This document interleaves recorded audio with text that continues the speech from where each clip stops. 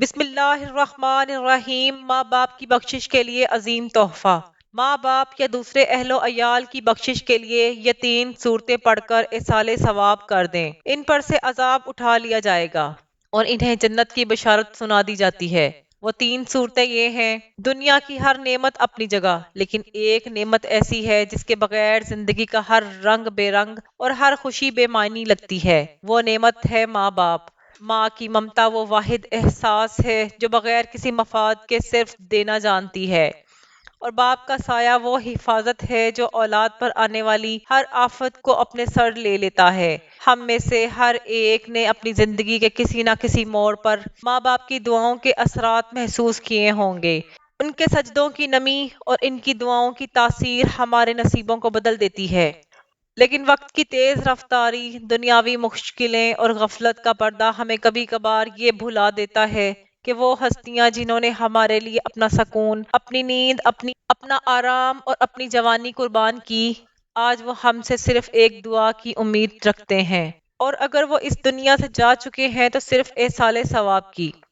اسلام ایک مکمل ضابطۂ حیات ہے جو صرف زندوں کے لیے ہی نہیں بلکہ مرنے والوں کے حقوق اور ان سے جڑے اعمال کی بھی تعلیم دیتا ہے۔ نبی کریم صلی اللہ علیہ وآلہ وسلم نے ہمیں سکھایا کہ مرنے والوں کے لیے کیا کرنا چاہیے، خاص طور پر اپنے ماں باپ کے لیے جو دنیا سے چلے گئے ہوں۔ اپنی اولاد کی طرف امید بھری نگاہوں سے دیکھتے ہیں، ان کے لیے ایصال ثواب کرنا، ان کے درجات بلند کرنا، ان کے لیے بخشش کی دعا کرنا، یہ سب وہ نیک اعمال ہیں جن کی اسلام میں بے پناہ فضیلت ہے۔ اللہ کے پیارے نبی صلی اللہ علیہ وآلہ وسلم نے ہمیں ایسی 3 صورتوں کی تعلیم دی جن کو اگر کوئی شخص پڑھ کر اپنے ماں باپ یا اہل خانہ کے مرحومین کے لیے ایصال کرے تو ان پر سے عذاب اٹھا لیا جاتا ہے اور انہیں جنت کی خوشخبری سنا دی جاتی ہے۔ غور کیجئے، جنت وہ مقام ہے جس کے لیے انبیاء کرام نے دعائیں مانگی، صحابہ کرام نے قربانیاں دیں اور اولیاء نے ریاضتیں کی۔ اگر ہم اپنے چند لمحے اپنے ماں باپ کے لیے وقف کریں تو یہ کتنا عظیم تحفہ ہوگا۔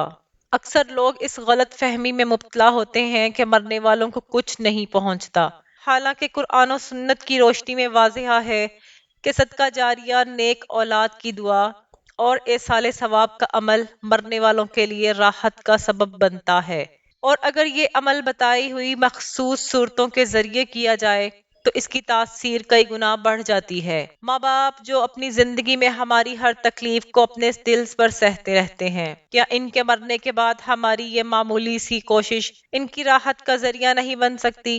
ہم دنیا کے معاملات میں اپنے ماں باپ کی خوشنودی کے لیے کئی طرح کی مشقتیں اٹھاتے ہیں، لیکن کیا ان کی موت کے بعد ہم ان کے لیے کچھ لمحے نکال کر یہ 3 صورتیں نہیں پڑھ سکتے؟ یاد رکھیے، یہ نہ صرف ان کے لیے راحت کا سامان ہے بلکہ خود ہماری زندگیوں کے لیے بھی برکت، سکون، رزق میں اضافہ اور مشکلات سے نجات کا ذریعہ بنتی ہے۔ جو شخص دنیا میں اپنے والدین کا حق پہچانتا ہے، اللہ تعالیٰ اس کے لیے دنیا اور آخرت کے دروازے کھول دیتا ہے۔ نبی کریم صلی اللہ علیہ وآلہ وسلم کا فرمان ہے کہ جب انسان مر جاتا ہے تو اس کے اعمال منقطع ہو جاتے ہیں سوائے 3 چیزوں کے: صدقہ جاریہ، علم نافع یا نیک اولاد جو اس کے لیے دعا کرے۔ کیا ہم وہ نیک اولاد نہیں بننا چاہتے جو مرنے کے بعد بھی اپنے ماں باپ کے لیے صدقہ جاریہ بنے، جن کی زبان سے نکلنے والی دعائیں قبر کی تنگی کو کشادگی میں بدل دیں، جن کا ایصال ثواب ماں باپ کے چہروں پر نور اور دلوں میں سکون اتار دے؟ یہ 3 صورتیں صرف الفاظ نہیں، یہ نور ہیں، روشنی ہے، مغفرت کی کنجیاں ہیں۔ اگر ہم ان صورتوں کی تلاوت کو اپنا معمول بنا لیں اور ان کا ثواب اپنے والدین یا اہل خانہ کے مرحوم افراد کو ہدیہ کریں تو یقین جانیے نہ صرف ان کے لیے جنت کی راہیں ہموار ہوں گی بلکہ خود ہماری زندگی میں بھی سکون اور راحت کا آغاز ہوگا۔ حضرت محمد صلی اللہ علیہ وآلہ وسلم نے اپنی امت کو ایسی 3 صورتوں کی تعلیم دی جن کے ذریعے نہ صرف زندہ افراد کی بخشش ہوتی ہے بلکہ مرحومین کے لیے بھی مغفرت کا ذریعہ بنتی ہیں۔ یہ صورتیں ہیں سورۃ یاسین، سورۃ ملک اور سورۃ اخلاص۔ جو شخص ان 3 صورتوں کو پڑھ کر اپنے مرحوم والدین یا اہل و عیال کے لیے ایصال ثواب کرتا ہے، ان پر سے عذاب اٹھا لیا جاتا ہے، ان کی بخشش ہوتی ہے اور انہیں جنت کی بشارت سنا دی جاتی ہے۔ جب آپ اپنے مرحوم والدین یا عزیز رشتہ داروں کے لیے ایصال ثواب کرنا چاہیں تو سب سے پہلے حضور اکرم صلی اللہ علیہ وآلہ وسلم کی ذات اقدس پر درود پاک کا نذرانہ ضرور پیش کیا کریں۔ درود پاک آپ حسب سہولت پڑھ لیں، لیکن ایک بار میرے ساتھ بھی درود پاک پڑھ لیں۔ اللہم صلی علی محمد وعلی آل محمد کما صلیت علی ابراہیم وعلی آل ابراہیم انک حمید مجید۔ اللہم بارک علی محمد وعلی آل محمد کما بارکت علی ابراہیم وعلی آل ابراہیم انک حمید مجید۔ درود پاک پڑھنے کے بعد سب سے پہلے سورۃ یاسین کی تلاوت کریں۔ اس کے بعد سورۃ ملک تبارک الذی بیدہ الملک، سورۃ ملک پڑھیں، پھر آخر میں سورۃ اخلاص پڑھیں، قل ھو اللہ احد۔ سورۃ اخلاص آپ نے 12 مرتبہ پڑھنی ہے۔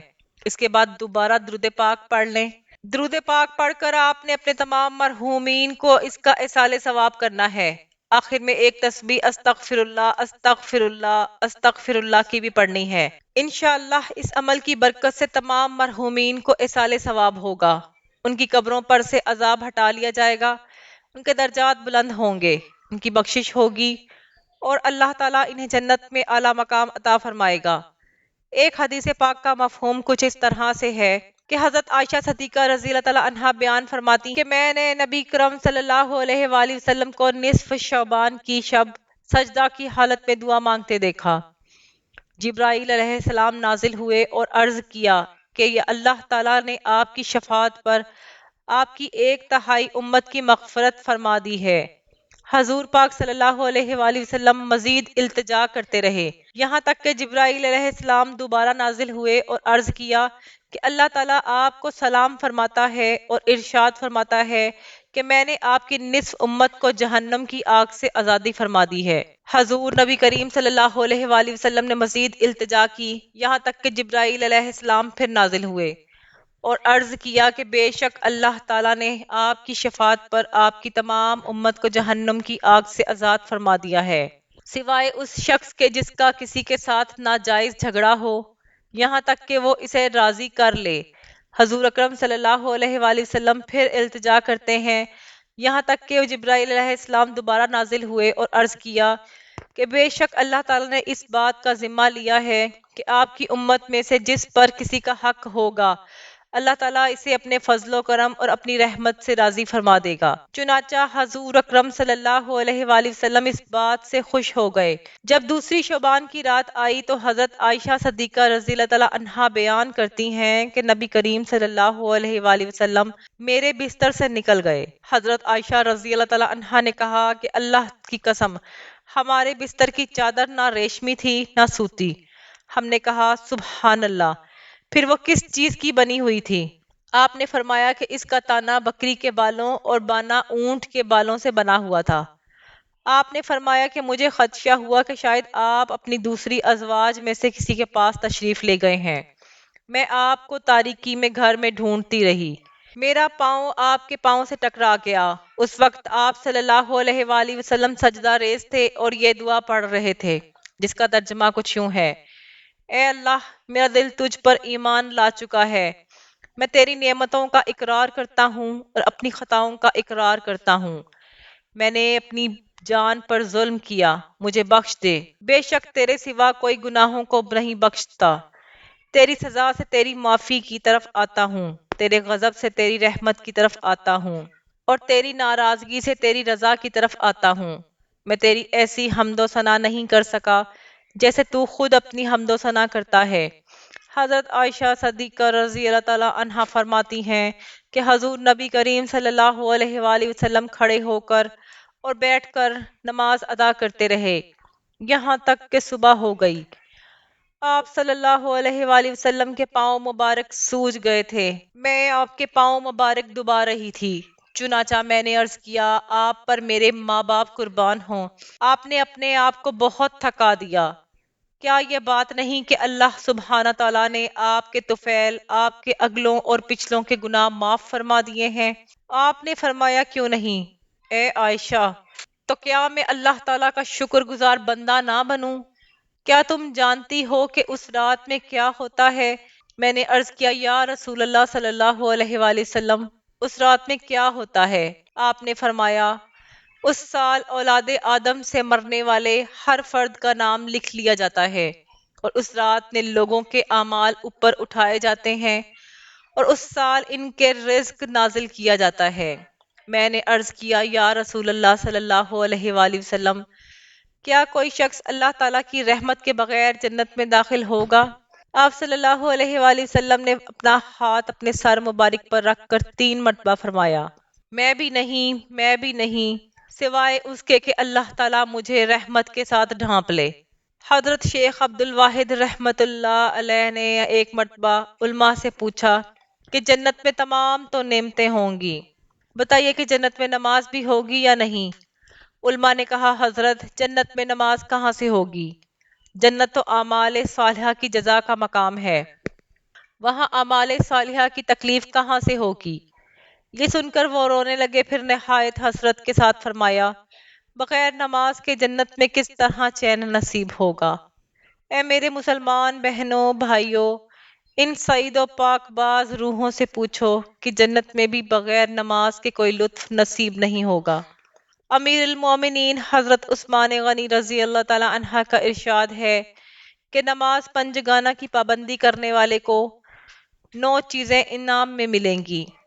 اللہ تعالیٰ اسے اپنا محبوب بنا لے گا، اسے تندرستی عطا فرمائے گا، فرشتے اس کی حفاظت فرمائیں گے، اس کے گھر میں برکت ہوگی، اس کے چہرے پر صالحین کا نور ہوگا، اس کا دل نرم ہو جائے گا، وہ پل صراط سے بجلی کی طرح گزر جائے گا، جہنم سے نجات پائے گا، جنت میں اسے ایسے لوگوں کا پڑوس نصیب ہوگا جن کی شان میں نیک لوگوں کی بشارت آئی ہو، یعنی قیامت میں انہیں نہ کوئی خوف ہوگا نہ وہ غمگین ہوں گے۔ یقیناً زندوں کے ساتھ اس دنیا فانی سے کوچ کرنے والے ہمارے بھائی بھی ہمارے احسان و کرم اور امداد و نصرت کے مستحق ہیں، لہٰذا مبارک راتوں اور مقدس ایام میں ضرور انہیں بھی یاد کرنا چاہیے۔ حدیث پاک میں آیا ہے کہ اگر تم میں سے کوئی اپنے بھائی کو نفع پہنچا سکتا ہو تو پہنچائے۔ صدقہ و خیرات، تلاوت قرآن پاک، ذکر و خیر کا ثواب کسی مرحوم کو ایصال کر دیا جائے تو یقیناً وہ ان تک پہنچتا ہے اور انہیں اس سے فائدہ ہوتا ہے۔ اس پر احادیث کا سیرہ گواہ ہے۔ امت مسلمہ میں کوئی بھی اس کا منکر نہیں، اور جو منکر ہے وہ یقیناً گمراہ اور مسلمانوں کا بدخواہ ہے۔ حضرت محمد صلی اللہ علیہ وآلہ وسلم نے اپنے چچا حضرت عباس رضی اللہ تعالیٰ عنہ کو ارشاد فرمایا، کیا میں آپ کو ایک تحفہ نہ دوں جس سے آپ کی بخشش ہو؟ کیا میں آپ کو وہ عطا نہ کروں جس سے آپ کو جنت کی بشارت ملے؟ آپ صلی اللہ علیہ وآلہ وسلم نے فرمایا، جو شخص اپنے مرحوم والدین یا عزیز و اقارب کے لیے یہ 3 سورتیں پڑھ لے، ان کو ایصال ثواب کرتا ہے تو ان کی بخشش کر دی جاتی ہے، عذاب قبر ان پر سے ہٹا لیا جاتا ہے اور انہیں جنت کی بشارت دی جاتی ہے۔ حضرت عوف رضی اللہ تعالیٰ عنہ ایک صحابی تھے جو رسول اللہ صلی اللہ علیہ وآلہ وسلم کے دور میں ایمان لائے۔ ایک دن ان کا بیٹا کسی مہم پر گیا اور کئی دن تک واپس نہ آیا۔ حضرت عوف رضی اللہ تعالیٰ عنہ پریشان ہوئے اور نبی کریم صلی اللہ علیہ وآلہ وسلم کی خدمت میں حاضر ہو کر اپنے بیٹے کی گمشدگی کا ذکر کیا۔ رسول اللہ صلی اللہ علیہ وآلہ وسلم نے ان سے فرمایا، اے عوف، اگر تم صبر کرو اور اللہ تعالیٰ سے دعا کرو تو اللہ تعالیٰ تمہارے بیٹے کو تمہیں واپس لوٹا دے گا۔ حضرت عوف رضی اللہ تعالیٰ عنہ نے نبی کریم صلی اللہ علیہ وآلہ وسلم کے فرمان پر مکمل بھروسہ کیا اور صبر کے ساتھ اللہ تعالیٰ سے دعا کرتے رہے۔ انہوں نے اپنی زوجہ کو اس وظیفے کے بارے میں بتایا اور دونوں نے اللہ کی رضا کے لیے یہ وظیفہ پڑھنا شروع کر دیا۔ اس وظیفے کا ایسا اثر ہوا کہ کچھ دن بعد اللہ تعالیٰ کے حکم سے ان کا بیٹا اچانک واپس آ گیا۔ جب لوگوں نے اس سے پوچھا کہ وہ کیسے بچ کر آیا ہے تو اس نے بتایا کہ میں قید میں تھا اور ایک رات اچانک میری قید کی رسیاں کھل گئیں، راستہ صاف ہو گیا اور میں بحفاظت گھر پہنچ گیا۔ یہ واقعہ اللہ تعالیٰ پر کامل یقین اور نبی کریم صلی اللہ علیہ وآلہ وسلم کے ارشادات پر مکمل اعتماد کی بہترین مثال ہے۔ رسول اللہ صلی اللہ علیہ وآلہ وسلم نے فرمایا، ہر بنی آدم گنہگار ہے اور بہترین گنہگار وہ ہے جو توبہ کرنے والے ہیں۔ گناہ دل کو سیاہ کر دیتا ہے۔ نبی کریم صلی اللہ علیہ وآلہ وسلم نے فرمایا، جب بندہ گناہ کرتا ہے تو اس کے دل پر ایک سیاہ نقطہ لگ جاتا ہے، پھر اگر وہ توبہ کر لیتا ہے اور استغفار کرتا ہے تو وہ صاف کر دیا جاتا ہے، اور اگر وہ دوبارہ گناہ کرتا ہے تو وہ سیاہی بڑھتی رہتی ہے، یہاں تک کہ اس کا پورا دل کالا ہو جاتا ہے۔